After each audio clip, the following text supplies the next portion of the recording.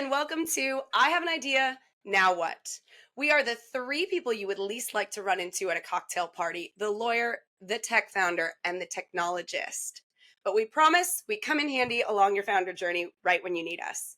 My name is Kaylan, and these are my co-hosts, David Bass and Tyler Stambaugh. So this is our first episode, and we want to give you a little bit of a sense of who we are, what the resume looks like, why we're qualified, or fully unqualified. I mean, I volunteer myself as that. I dabble in lots of little things, and we want to take you along on a journey where you can ask questions, get some advice, talk about the things that are less sexy, the grittier part of starting a company, but also how to take something from idea to execution ultimately. So many of us have a brilliant game-changing idea, but don't know where to start. That's what we're here for. Yeah, and I think the way we're going to start out this first episode, which will really set the stage for everything else that we want to share with you and talk about, is why should I start a company? What is the reason to do that? Because having started our own companies, especially myself, I can say it is not for everyone. And that's okay, because if everyone in the world wanted to start their own company, there would be no one to work at all of the companies and do all of the things. So we really do want to get to the core of, is starting a company right for me? And we want to use our own personal experiences to explain why we took this journey ourselves, to try to inform you if that's the path you should take as well. So Tyler, why don't you tell us how you got here? Yeah, so just a little bit about me to set the context. I started my career in financial services. I worked at a bank for about 7 years. Then I went into consulting, where I then consulted for the banks. I thought when I was growing up that I was going to be a portfolio manager, big time finance guy, whining and dining, rich clients. I quickly strayed away from that as I started to love innovation, love technology, and realized that there was another path in life. And where I was a place where I always wanted to push the envelope and use cutting edge tech and try to make improvements. And the corporate machine was just saying, nope, nope, nope, get back in line, put the Band-Aids on the things, don't worry about the big picture. So eventually for me, I looked deep into myself and said, what's going to make me happy and how do I feel like I'm going to have meaning and value? And that was going off and creating something from scratch. I largely underestimated all the work, effort, beatings I would take, the no's I would get. These are all things that happened in that journey. And a lot of things... You meant like the beatings from me. And I was like, this is, for once, this is not on me. But you're right. I'm surprised you wanted to reveal that. I wasn't going to talk about that part. But that is a lot of what we want to talk about on this podcast, are the things that are behind the scenes, behind the curtain. The thing that I always tell people is, if you want to go and start something, however long you think it's going to take and however much money you think it's going to be, double, triple, quadruple that and prepare yourself, because there's just so much you don't know. But the journey itself makes you better. It's kind of like a sick, perverted thing, actually. It's like go and get completely destroyed and then arise from the ashes as a phoenix.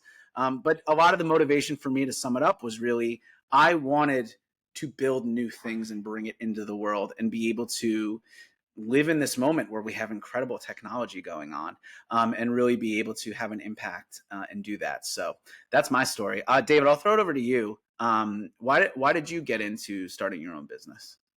Not entirely dissimilar, even though I'm not in the technology business, I'm in the services business. I'm a lawyer.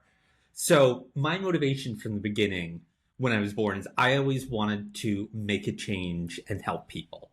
I was fortunate enough that I was born into a family that could provide me with food and education and everything that I needed to be successful from the start. I didn't have to worry about that. And so my thought was, I got this entirely out of luck. What about the people who don't? I want to help them. So my original thinking was I was going to go into politics. And then, very similar to what Tyler said, I realized that the political system, regardless of what you think or who you support, is inherently designed to be slow and running around in circles. And if you achieve something every 5 years, you're extremely lucky. And that drove me insane. So I realized I could do more good outside the system than inside it. So I went to law school. and I had no intention of starting my own law firm. And then I graduated and I tried a few jobs at various law firms, and all that same crap kept coming up. And I was like, this is so stupid. Like at one point, I was working at a law firm that was not litigation, so not incredibly time sensitive. And one of the partners yelled at me for arriving 1 minute late. It's like, why do you care? This is not important. I'm still doing an excellent job on the work product. Why do you care that I'm 1 minute late or that I'm eating at my desk? Who cares? And I eventually realized that, kind of like the financial system, the legal system is 20 years behind technology. There are lawyers out there who still use WordPerfect, which is a word processing system that died 20 years ago. Stop! Just stop already. So I decided to start my own law firm because, much like Tyler was saying, nobody was doing it the way I thought it should be done, and I wanted to do it differently.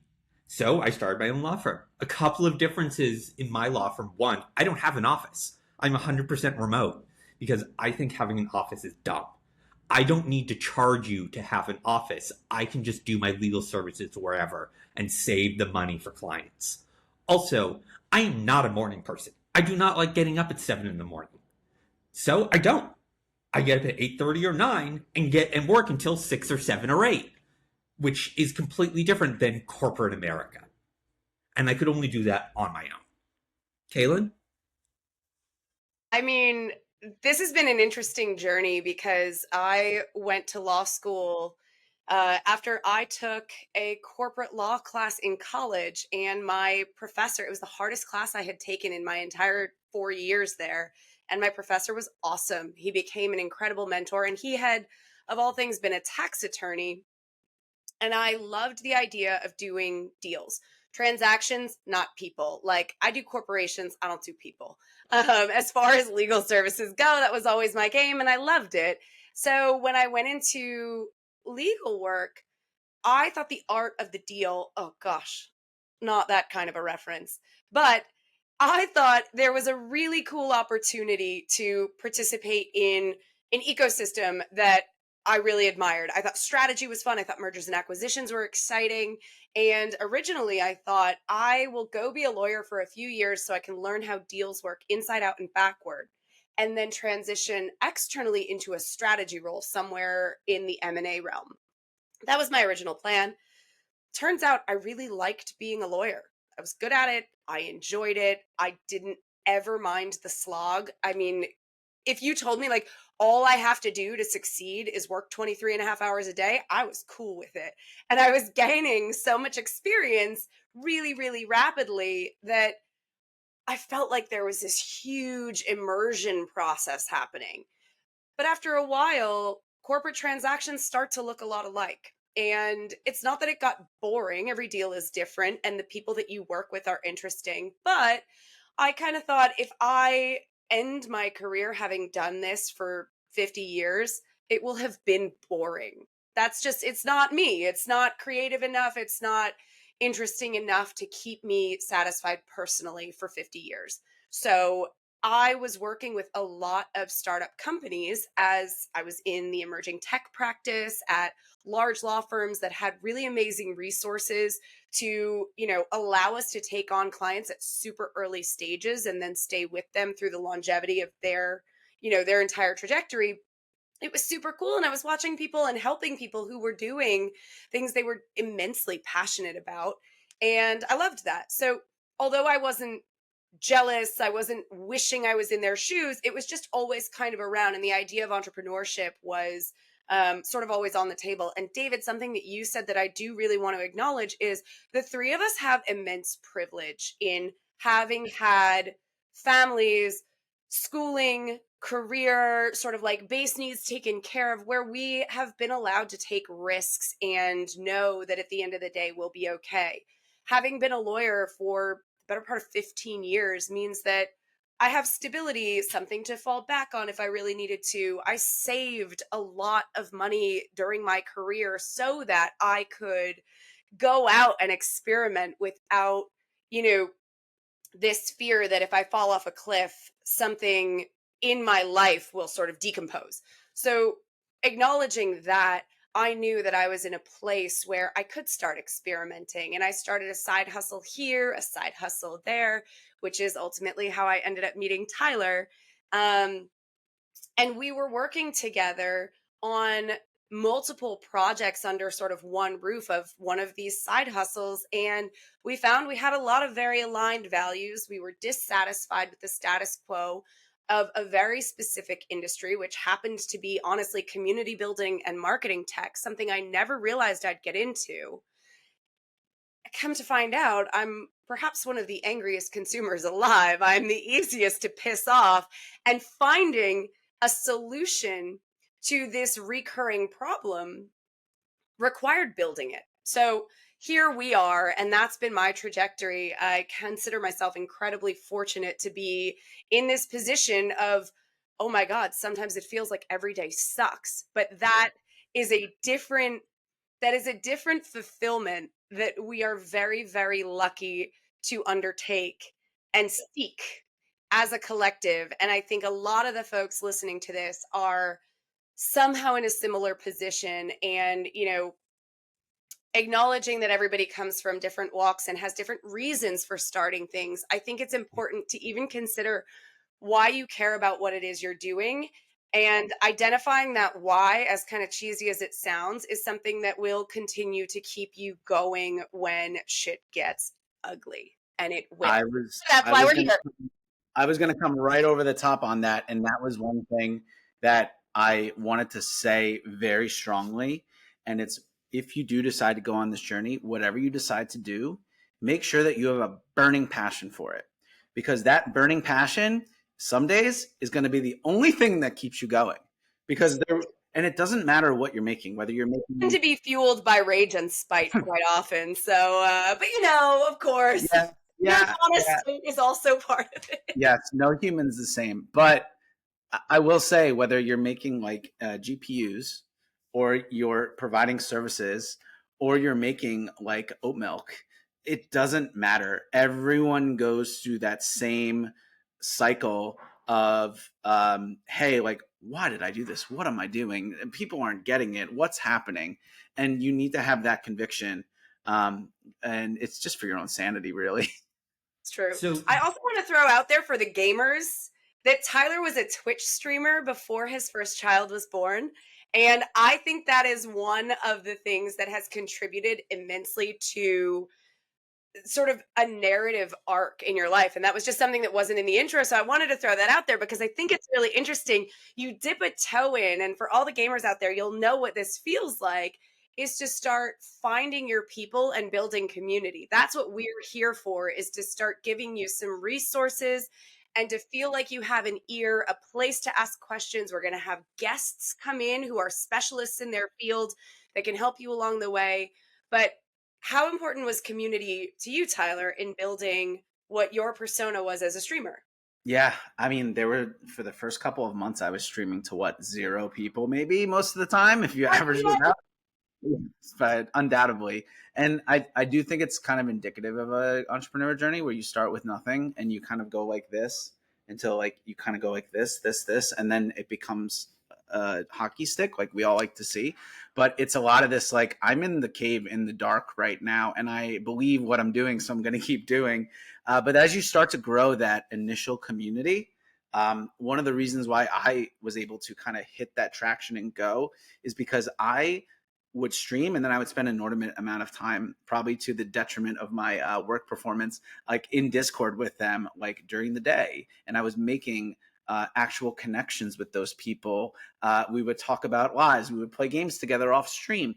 And what it created was this really strong bond of the most disparate people that you would never expect would know each other, from a 15-year-old out in the Netherlands to a 40-year-old house mom who would watch me at 6 in the morning with her coffee. And what developed out of that was this like beautiful shared sense of purpose that was all focused around growing the channel together. And I think that that is a lot of things today that founders really need to lean into that. And I don't care if you're a consumer company or a B2B company or whatever it is. We can't do this alone. And we there are many tools out there that make you think that you can hack the system in growth hack and just kind of like do stuff in a non relational way. But at the end of the day, the most successful companies that become sustainable are the ones that start with strong community and then build off that. And so, yeah, thanks for throwing me that softball, Kaylan, because that was definitely a formative part of my journey. Yeah, I've got one for you, David. What do you have in your past that you feel prepared you the most for any aspect of starting your own business? It's a good question. I think I do know. I was going to say, you've gone through uncharted territory before as you've moved abroad, learned the languages, etc. Right. Yeah, That would have been my guess, but I wanted yeah. to tee it up. But I'm like, maybe start So, there, but give us the overview.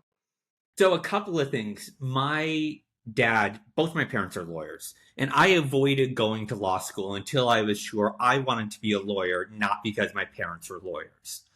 I have a comically large number of lawyers in my family. And so since I was little, my dad would say, okay, but why do you want that? Give me the reasons for why you want that. Think about it. And so I've always been a think outside the box, do it because there are good reasons for it, not because you're told to do it that way. And so when someone says you should do it this way because you're told to do it that way, it drives me insane. And I'm also all for I'm going to do something because it's interesting and scary and it's a new challenge, because that's how I get joy out of life. Something that's interesting and scary and challenging. So when I had the opportunity to study abroad in college, of course I did it. And then I applied to 4 or 5 different graduate programs, and one of the ones I applied to was in London, and it happened to be a really good school, and I got in and was like, okay, I'm going to go, even though this is terrifying. And then Yeah, LSE is no joke. yeah, exactly. And speaking of community, at one point I was standing in line at like a local pub or something with a bunch of other LSE students, and we had all 5 continents covered in a group of like 7 people. So fascinating. LSE regularly, if there are like approximately 140 countries in the world, LSE regularly has students from like 110 to 120 different. David, just context. Can you just spell out LSE for the Oh, audience? sure. It's technically the London School of Economics and Political Science, also known as the London School of Economics, or LSE.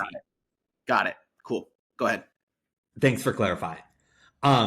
And I also lived in Spain for a year, and fully intend to live somewhere else again on my own, which is part of, again, why I started my own company. A lot of lawyers are still attached to this idea that you need to meet your client in person. And, okay, sure, if you are appearing in court for a criminal matter, it might be important to be there in person. Literally everything else, no one cares. Mm-hmm. I'm advising you on what a contract says. Do you really care if you're sitting next to me? No. All you care about is that I can read the contract and talk to you confidently and be able to advise you on the next steps for your company. That's David, right. interjection. Okay, so what though, for all of the deepest parts of your personality reject doing things that don't matter or complying with things that don't matter, but you are one of the most every detail matters people that I know. And so, like, hit me with it. Where are the lines, and where is it that you decide none of this shit matters, so I'm going to go hard left, but then you're over here and everything matters underneath it? Where's the line? Okay, so I am obsessed with doing things correctly. Mm-hmm.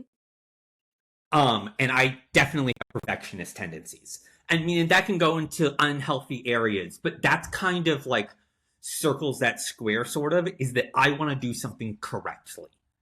And if that means obsessing about these little details, great. But if it also means doing it hard left, also great. I just want to make sure that it is done right and correctly and accurately, so I can be proud of what I've done.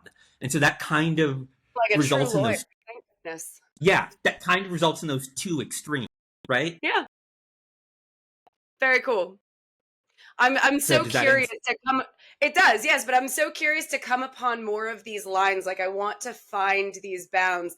For the audience listening, David is an incredible mind for food, drinks, cocktails, proper glassware. We were talking about this earlier, and for anybody who knows me personally, I 99.9% of the time drink my champagne out of a Welch's jam jar with Muppets on Yes. it. Muppets in Space specifically. But I mean, what's what not I to like love what I love is having a discussion with somebody who is really enthusiastic. And so what I'm saying is like it's not just the legal world where you are, and I wouldn't call it a perfectionist. I would just say like to you details matter very much, but it's really fun as friends of yours to experience where the territories lie. Like what are the categories and running into them being like, "Oh, that's one where there are tons of opinions, podcasts, movies, cocktails, food. You have tons of opinions, and I live for it." Tyler knows that I'm not even being like damsel in distress about this, but I could not even begin to explain to you the rules of basketball. I don't know, and I don't care. I don't care. And there are things where, like, do I love athletics? Absolutely. Do I give a shit about the rules of football or basketball? I don't. I'm there for the wings and the beer. And so as we all like kind of cross these territories and these topics, it's really fun personally to see, cool, where are you a complete nerd? We all have spaces within which we are a complete nerd. And I think that interestingly enough, that's where founder journeys can really take shape, is looking for the places where you obsess over the details because you just really like them or you just really care about them. I would, so I always like to use video game metaphors for obvious reasons. And so if That's you remember, Kaylan, that's Tyler's vertical, one of if, them. if, if you remember, Kaylan, when we started this journey, we were talking about like, oh, I'll do all the legal paperwork. Oh, like I do process and tech, like whatever. It's almost like when you are in some of these like role playing games in video games, like you create a character and then there's like 8 classes that you can be, right? Yes, And yeah, like I'm RPG. learning. And like each class has like baked in strengths. So it's like you're really good at like stealth for one class. You're really strong and can take a lot of damage, right? But then like the other things like aren't good. And I think like when you start a company, you have to be able to do everything, but you're going to have that one class that you're really freaking good at when you start. And then during your journey, you're basically building those skills by like, yeah, losing a couple lives in the process, right? Like you're not gonna face every single boss and like one shot them, right? Like it's gonna take time. And I think that like that it can become really jarring because you go from, if you came from corporate world, and I'm not assuming that you're coming out of college and like starting a company, you're just so used to for a long time being really really good at something, and then having this feeling of like, I know this thing, I'm on cruise control, and then you're like, I'm sure I could do this company stuff, and then you realize that like it's so much more vast, there's so much more that you can do, that you need to do, and that you would just have got like zero exposure to, and so you almost go back to square one, and that's okay. So like if you're listening to this podcast and you're feeling that way sometimes, or you're scared of that, don't be scared of it. It is part of the journey. And like you're going to emerge from this cocoon like a decade from now and look back and be like, holy crap, that was freaking hard. But you're going to have such a more well-rounded view of the world and everything that you do. I could go on and on about this because I think that there's so much growth that comes with this. But it really is a lot like you start the game with one skill that you're really good at, and it only gets you so far, basically. I was going to say this about like some really clear, this is like a pro and con thing, right? Like I would say the most important thing if you're starting your own company is to know yourself. What are you good at? What do you like? And what don't you like? You got If to be what honest. you value is stability and knowing exactly what is going to happen tomorrow, do not start your own company. Because you will never know exactly what is going to happen tomorrow. For me, that's a huge plus. I don't like it when I know I'm going to do exactly the same thing every single day for the next 3 months. Sort of like what Kaylan was saying about Contracts. Okay, this is going to be a little different, but it's going to be exactly the same thing every single day. For The the three process. of us, Yeah. that's not a perk. That's like a negative. But if what you value is stability, and as Tyler has said before, being a cog in a machine, do not start your own company because you It will makes it not sound get. so negative, but it's okay to be like, hey, I want to be part of something bigger, and I'm okay playing this part in the play, right?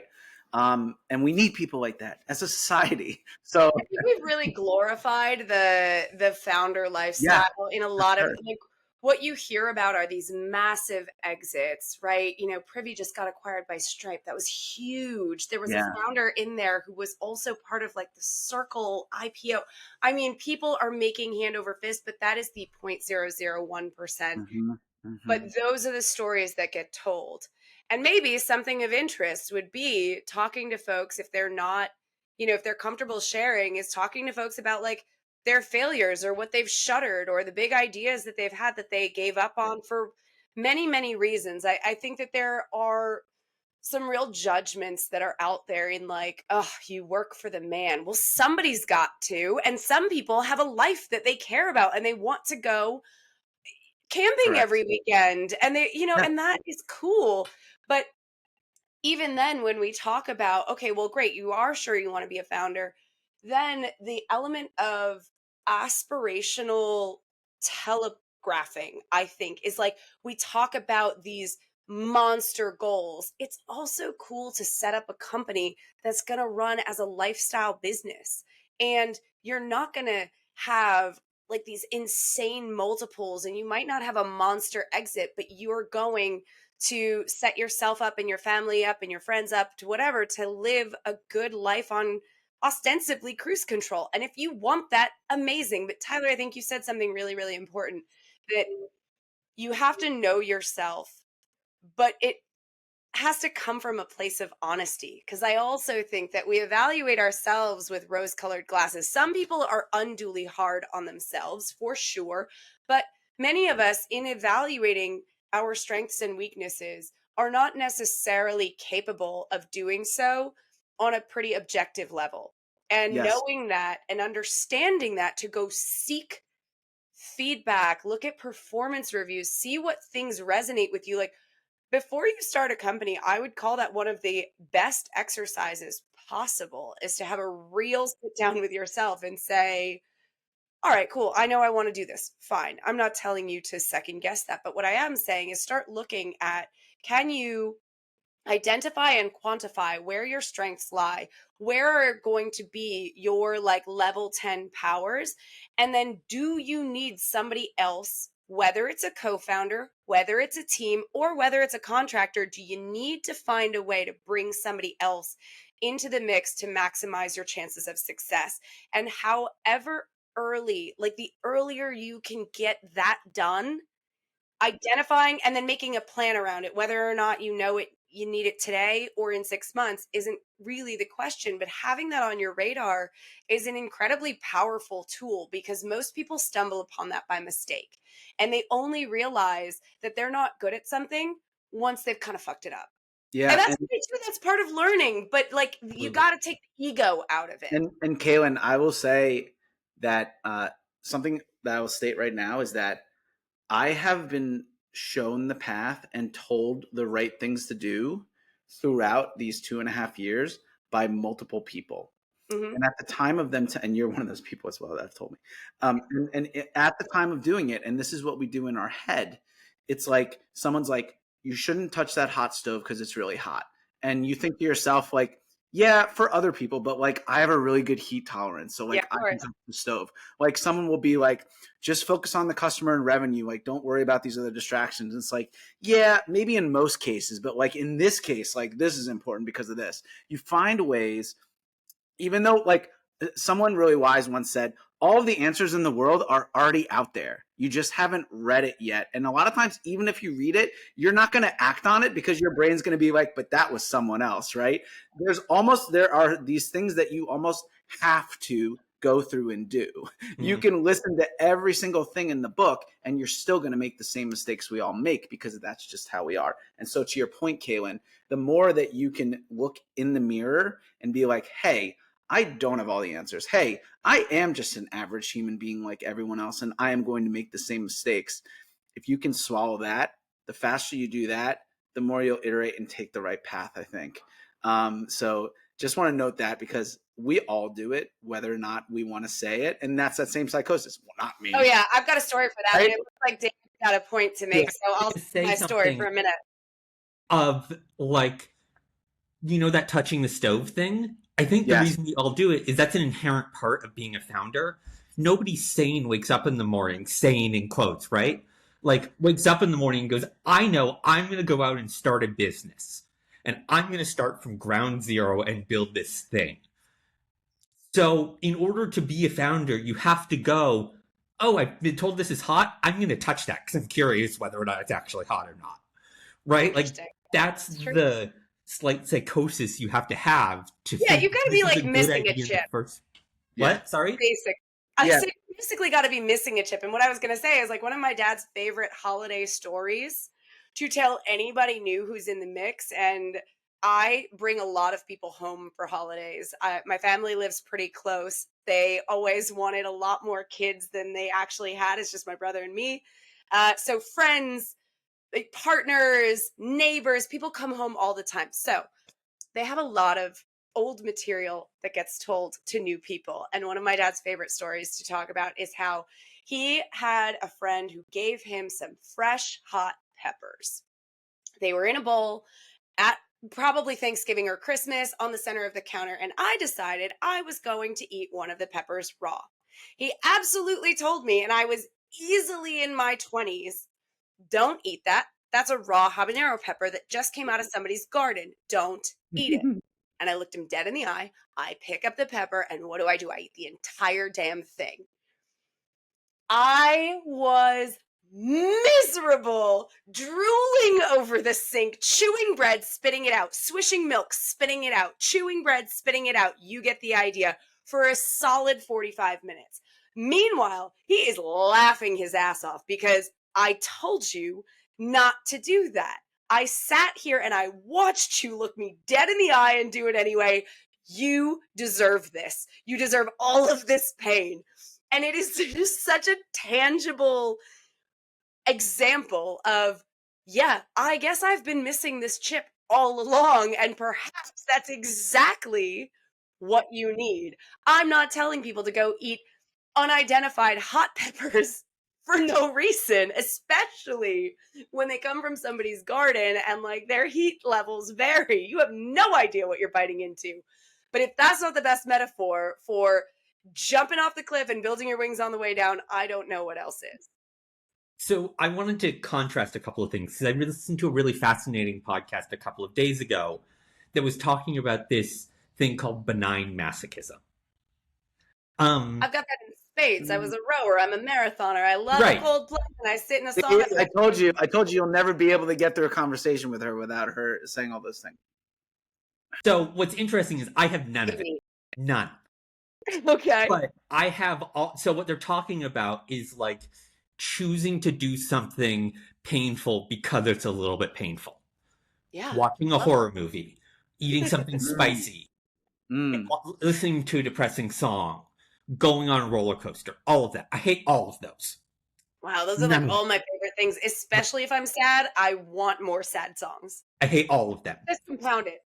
Right? So I think what's important is that we both ended up in the founder space. But where I'm the same is I am insatiably curious and I want to learn everything and I want to try everything and do something over and over and over again. So I would have done exactly the same thing as Kaylan, but for completely different reasons.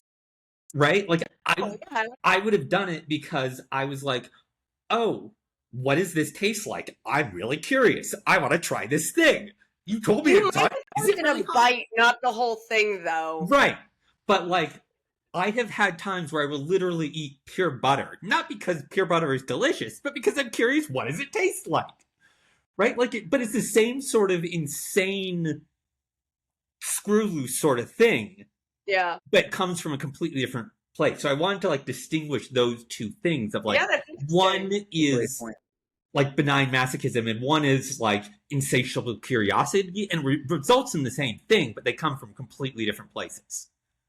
So I guess the question is, are you on the founder's journey because you are a benign masochist, or because you are insatiably curious, or are you somewhere in the middle? I would consider myself both, but I definitely occupy like heavy heels in both of those Yeah. places.